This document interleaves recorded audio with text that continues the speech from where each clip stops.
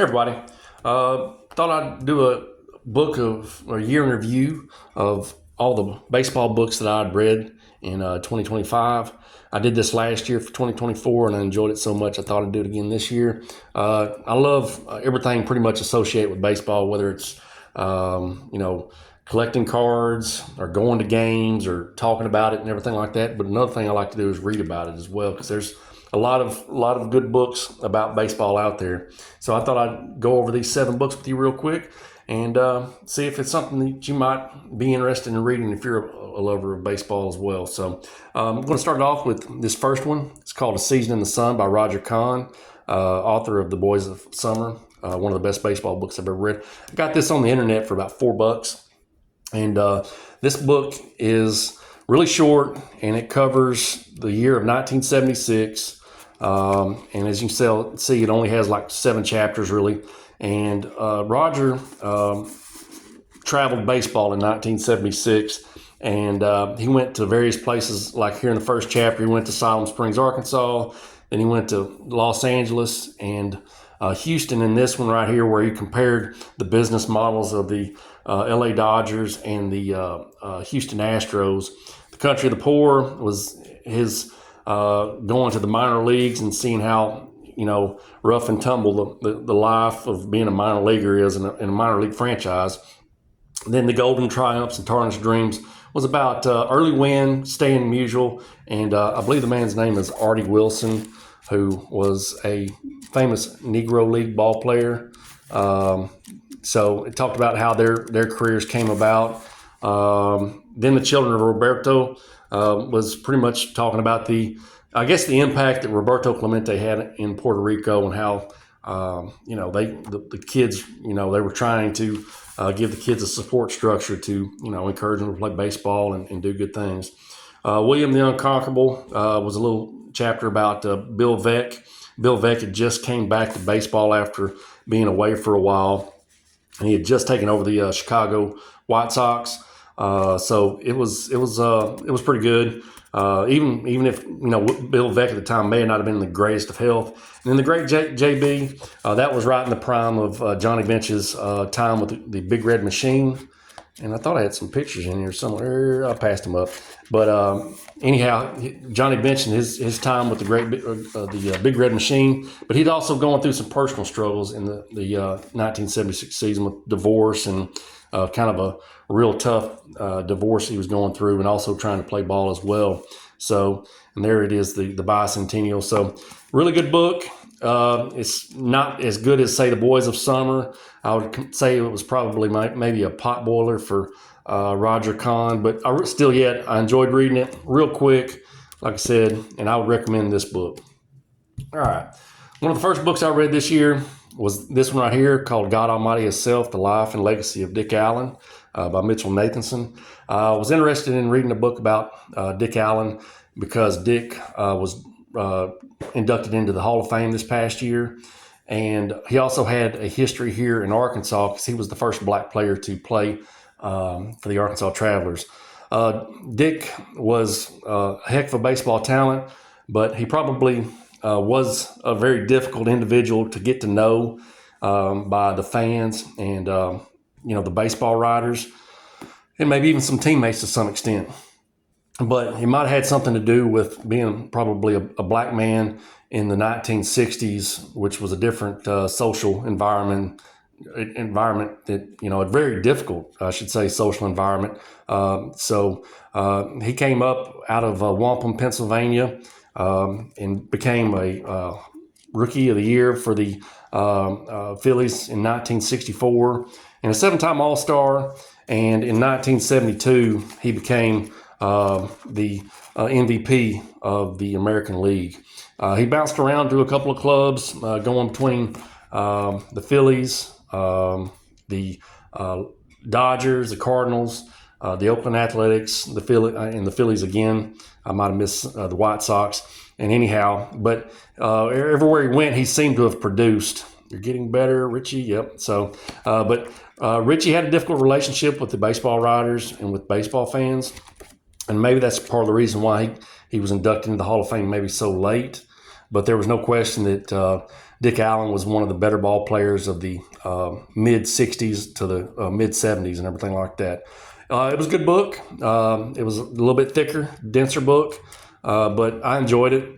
And it's got, plenty of stuff to research there as well about the whole era of baseball at that time as well. So I would definitely recommend this book as well. All right. My third book is this one here. And it's This Ain't Brain Surgery, How to Win a Pennant Without Losing Your Mind by Larry Dierker. Larry Dierker was before he was an author, he was a pitcher for the Houston Astros / Houston Colt 45, I think, when he first started up. And he was a pretty good pitcher at that. He ended up winning 139 games, two-time All-Star. But, he beyond baseball, he became, in Houston, he became a TV and radio man, and also was a manager for the Astros in the late 90s and the 90s and the early 2000s. The reason why it's called This Ain't Brain Surgery is Larry Dierker was Manager of the Year in 1998. Well, in 1999, during a game, he would suffer a grand mal seizure. So it was kind of a very touch and go period of time in his life where his health and everything was kind of questionable and everything like that. But he suffered a grand mal seizure and ended up having brain surgery, emergency brain surgery, and recovering and coming back. But this kind of tells about Larry Dierker's point of view of baseball, from whether it's the game. I think it's got it broke down here by chapters here. And this was another thing. I got this at a book sale, and it was actually a signed copy. I'm not Tom, but he said Aloha Larry Dierker. So I got somebody's signed copy somewhere. And it kind of goes over these little topics here pretty much right here. It was just his point of view about everything out there. He had some good stories about spring training, and one of his teammates, Doug Rader, who was a manager in the 80s and parts of the 90s and stuff. But he kind of just went all over baseball and everything like that, and it was pretty good. If you're a Houston Astros fan, you might want to pick this up if you can find it. Like I said, I got this at a book sale at the local library and stuff for pretty low price and stuff. So anyhow, pretty good book. I enjoyed this one. Okay. Now, one of the books I had a lot of high hopes and expectations for, and it was good, but didn't quite meet those expectations, was this one here of The Last Manager by John W. Miller. I don't know. I'd read a book the previous year about Billy Martin that was written by, I think the author's last name was Pennington, and it was a really, really good book, really, really good book about how colorful a character Billy Martin was. And, Earl Weaver, he wasn't no slouch. He was a character in itself because he was known for his tirades with the umpires in the 60s, 70s, and 80s and getting himself thrown out. I think the only other manager who's been thrown out of more games, I think, has been Bobby Cox. But, aside from that, Earl was a very successful manager with the Baltimore Orioles. Before that, he was a successful minor league manager. And if it wouldn't have worked out as a manager, he probably would have become probably a pretty good car salesman, because I think during the off season he was a car salesman when he wasn't playing baseball or managing or anything like that. But it was a good book, I guess. I guess it didn't tell me nothing I didn't already know. And but Earl Weaver, he was kind of ahead of his time, they said, about using, I guess, data, and he was an early user of analytics and data and stuff, radar guns and other things like that. So he kind of brought in a new generation of maybe managers in that regard, because nowadays I think the computers are giving the managers the answers, and they're just taking it from there and stuff. The managing a baseball game has changed since really Earl's time and everything like that. But that aside, Earl Weaver was a really successful manager. World Series champ in 1970. He was a member of the 1996 Hall of Fame inducting class. Two-time Manager of the Year, 1977 and 79. and he won over 1,400 games as a manager and stuff. It's a good book. He talks about his beginnings in St. Louis, talked about his own little minor league career. There's a little picture of the Kangaroo Court with Frank Robinson. That was, I kind of knew about that in the background. There's Frank. But it was a good book. Got some other stuff in here. I think that was my bookmark. Yeah. So anyhow, it's a good book. I enjoyed it. I wish that maybe I'd have probably found it in a library and checked it out, but instead of buying it, I bought this one actually when it came out. I was anticipating it that much. So, but still a good book, and I recommend it to anybody who was wanting to know about Earl or was a big fan of the Baltimore Orioles. All right, let's switch it up a little bit. Not all books were good. One of the books that was kind of a disappointing but didn't really hurt me too bad was this one here, Fathers Playing Catch with Sons. I actually caught this in an estate sale for 25 cents. And Donald Hall, he had written another book I'd read last year called The Country of Baseball, Doc Ellis in The Country of Baseball. I was looking forward to this one, and it kind of missed the point. I didn't really enjoy it as much as I thought I would.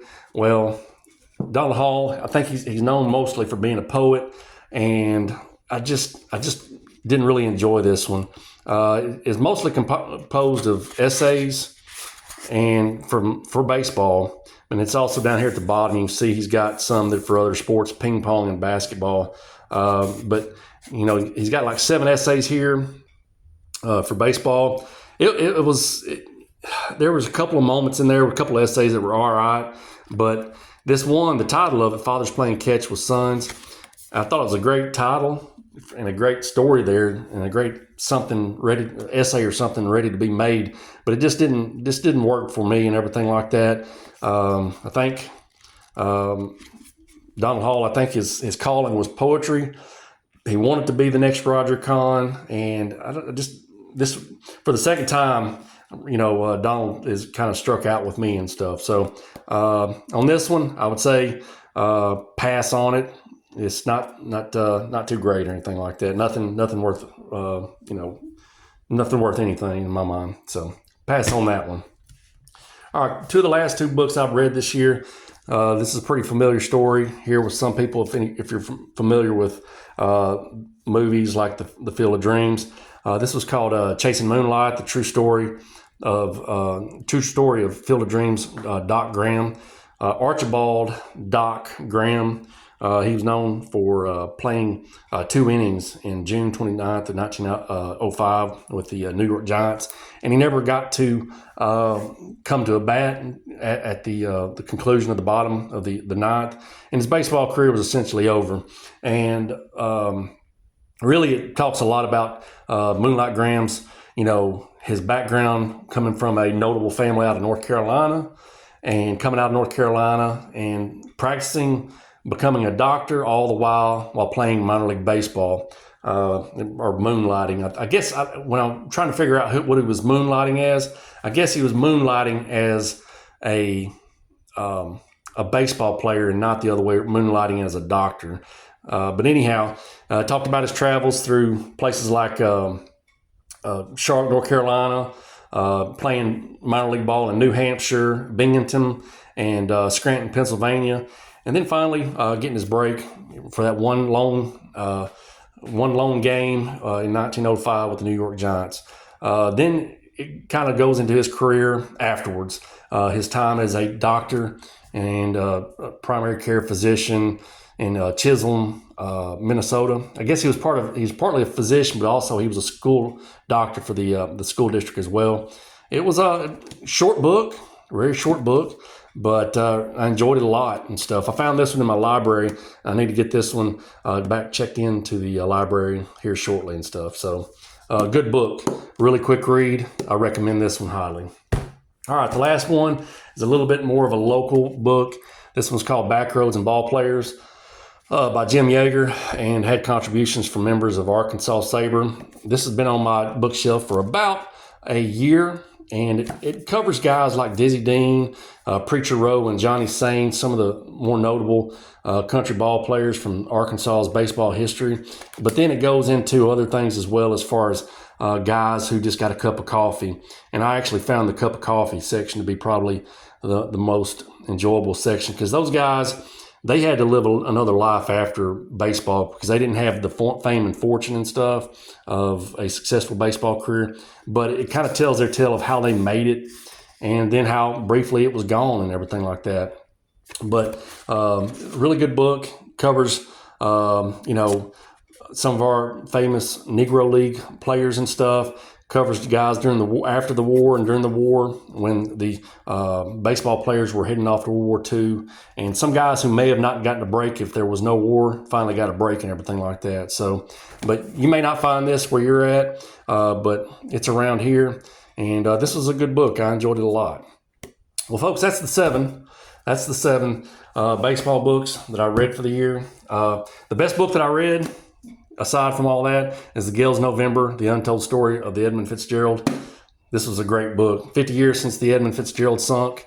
It told, the story of the guys and the families afterwards and stuff. Really good book. Got my books lined out somewhat for 2026. And the first book that I'm going to have to start the year is going to be a classic, Bernard Malamud's The Natural. We all know the movie, but we're all not necessarily familiar with the book version of it, which kind of is not the same as the movie. This is supposedly a darker book, so I'm looking forward to it and seeing what the differences are. But this is going to be the first book I start for 2026, and I'm pretty excited about reading it, even though if you find other baseball fans, it's kind of mixed results. But we'll see. All right, folks, that is all the books that I've read, baseball books that I've read, I should say, for 2025. Like I said, I'm already lined out for 2026. Hope you enjoy this video. If you enjoy reading baseball books, maybe look some of these books up. They're pretty good. All right, folks, y'all take care and have a good day. Bye.